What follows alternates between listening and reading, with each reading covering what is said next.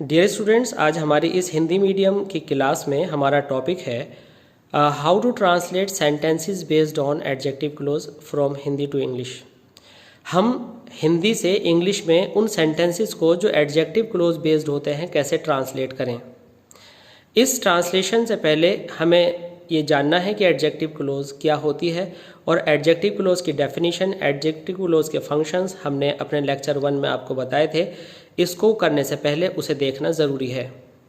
फिर भी यहाँ पर एक हल्का सा रिवीजन लेकर के चलते हैं, जानते हैं कि एडजेक्टिव क्लोज का स्ट्रक्चर क्या होता है। एडजेक्टिव क्लोज बनाने में सबसे पहले आप नाउन और प्रोनाउन लिखते हैं, उसके बाद आप रिलेटिव प्रोनाउन लिखते हैं और रिलेटिव प्रोनाउन लिखने के बाद सब्जेक्ट या वर्ब जो भी रिक्वायर्ड होता है उसे लिखते हैं और बाद में इसके आपका rest part of the sentence means बचा हुआ सेंटेंस का पूरा हिस्सा आपके द्वारा लिखा जाता है।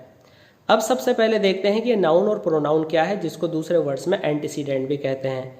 तो यहाँ पर हमने एक चार्ट बनाया है, एंटीसीडेंट, रिलेटिव प्रोनाउन और उसका अर्थ मीन्स।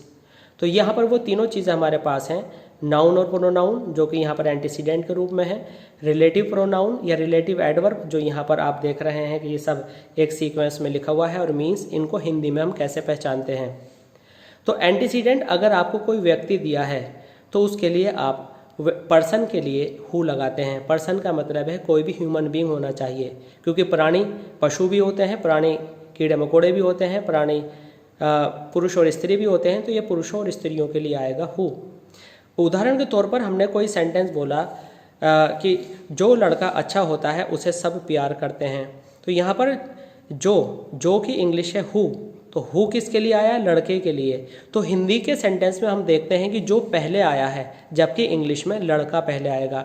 तो हम ये देखेंगे जो वर्ड जो आया, जो किसके लिए आया, तो जो वर्ड आया लड़के के लिए। तो हमारी ट्रांसलेशन इस तरह से बनेगी, the boy who speaks the truth comma is loved by all. तो जो आया था इंसान के लिए तो हमने हु लगाया। अब यहीं पर जो के 3 वर्ड और दे रखे हैं, एक दैट दे रखा है, एक विच दे रखा है। तो अब इनमें डिफरेंस क्या है? दैट इंसान के लिए, थिंग्स वस्तुओं के लिए और एनिमल्स के लिए भी यूज़ हो सकता है, और इसकी हिंदी भी जो या जिसने ही होती है। एक तीसरा वर्ड जो कि रिलेटिव प्रोनाउन के नाम से जाना जाता है एडजेक्टिव क्लोज के अंदर, ये केवल निर्जीव वस्तुओं में प्रयोग किया जाता है, जिसको इंग्लिश में नॉन लिविंग थिंग्स कहते हैं। इसका मतलब भी जो जिसने ही होता है। लेकिन ये जो है विच, ये सब्जेक्ट और ऑब्जेक्ट दोनों में यूज़ हो सकता है, जबकि हु केवल सब्जेक्ट के लिए यूज़ होता है, और दैट भी सब्जेक्ट और ऑब्जेक्ट दोनों के लिए यूज़ हो सकता है। अब यहाँ पर हमारे पास एक नया वर्ड है हुज।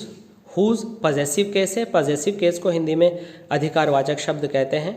इसमें जिसका, जिसकी, जिसके शब्द आते हैं, जैसे कि वह लड़का जिसकी यह किताब है कहाँ है, तो हम कहेंगे where is the boy whose book is this. तो बॉय पहले आया, हुज बाद में आया। तो ये सारे वर्ड्स लिखने से पहले हमें हमेशा उनका एंटीसीडेंट पहले लिखना पड़ता है। इट मीन्स पहले आने वाला नाउन या प्रोनाउन जिनके लिए ये जो नाम का शब्द हुज और इस फॉर्म में लिखा जाता है वो एंटीसीडेंट कहलाता है, और ये शब्द आपके रिलेटिव प्रोनाउन कहलाते हैं। इस तरह से हम देखते हैं कि जो हुज है, ठीक है, और ये जो होम है, ये सिंगुलर और प्लूरल दोनों में यूज़ होते हैं। होम ऑब्जेक्टिव केस में यूज़ होता है। ऑब्जेक्टिव केस मतलब जो ऑब्जेक्ट की फॉर्म में आप शब्द लेते हैं। जैसे आप कोई भी एग्जाम्पल ले सकते हैं,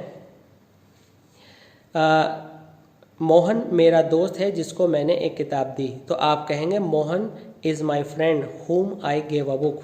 तो यहाँ पर होम ऑब्जेक्ट के लिए आया है और मोहन ऑब्जेक्ट है, तो इसको ऑब्जेक्टिव केस में यूज़ करते हैं। जबकि हु सब्जेक्टिव केस में, सब्जेक्टिव केस कहना गलत है, नॉमिनेटिव केस में हम यूज़ करते हैं, और जो कि सब्जेक्ट कहलाता है। इसी तरह से हमारी आगे की सीरीज़ में हम देखेंगे कि जहाँ के लिए हम वेयर का यूज़ करते हैं, जिस कारण के लिए हम वाई का यूज़ करते हैं, और हिंदी में जब आए तो उसके लिए वहन का यूज़ करते हैं, जिस प्रकार और जिस तरह के लिए हम हाउ का यूज़ करते हैं। और इनसे पहले हमारे जो एंटीसीडेंट्स होते हैं, जो सर्टेन हैं, हम वे या मेथड जो कि तरीके की इंग्लिश में आते हैं, और वहन से पहले समय, समय के लिए टाइम, वाई के लिए कारण रीज़न, और स्थान के लिए हम प्लेस लगाते हैं। उदाहरण के तौर पर आप एक सेंटेंस ले सकते हैं कि यही वह स्थान है जहां मैं पढ़ाता हूं। तो जहाँ आया स्थान के लिए तो मुझे स्थान की इंग्लिश पहले लिखनी पड़ेगी। तो मेरा ट्रांसलेशन होगा this is the place where I teach, this is the reason why I teach, this is the time when I teach, this is the method how I can teach.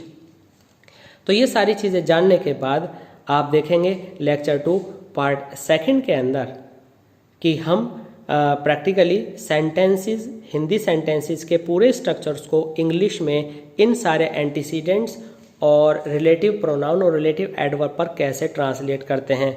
ज़रूर देखिएगा lecture 2 part 2। Thanks.